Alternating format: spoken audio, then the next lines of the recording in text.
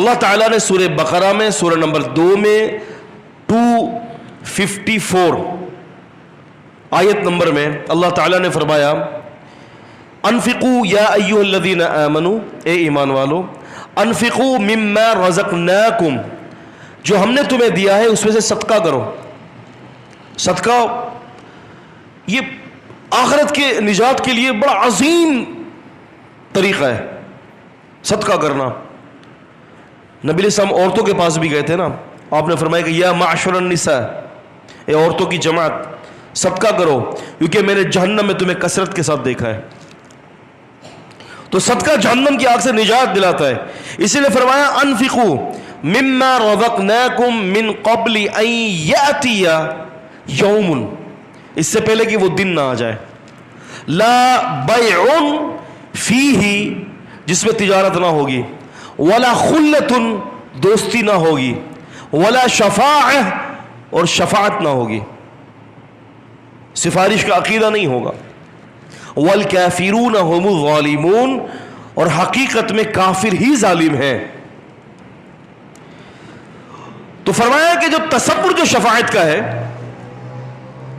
وہ یہ نہیں ہے جو تم سمجھتے ہو۔ فرمایا قیامت کے دن کوئی سفارش نہ ہوگی،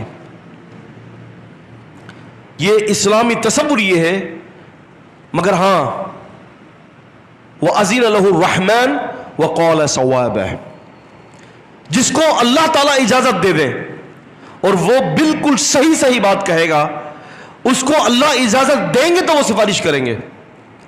جیسے کہ شہداء ہیں، اللہم اجعلنا منہم، جو اللہ کے کلیمے کے لیے، اللہ کے دین کے لیے، اللہ کے رستے میں لڑ کر اپنی جان کو اللہ کے لیے قربان کر دیتا ہے، اللہم اجعلنا منہم، یہ اپنے گھر والوں میں سے رسول اللہ صلی اللہ علیہ وسلم کی حدیث کے مطابق 70 لوگوں کی سفارش کرے گا، 70 لوگوں کی۔ جو جہنم میں جا رہا ہوگا اللہ تعالیٰ اس کو اجازت دے گا، لیکن شرط یہ کہ جو 70 لوگوں کی وہ سفارش کرے گا وہ مشرک، بے نمازی نہیں ہوں گے، کافر اور ملحد نہیں ہوں گے، مسلمان ہوں گے۔ یہ ضروری ہے یہ بات جاننا۔ اب وہ اللہ سے سفارش کرے گا، اللہ پاک اس شہید کی سفارش کو قبول کر دے گا۔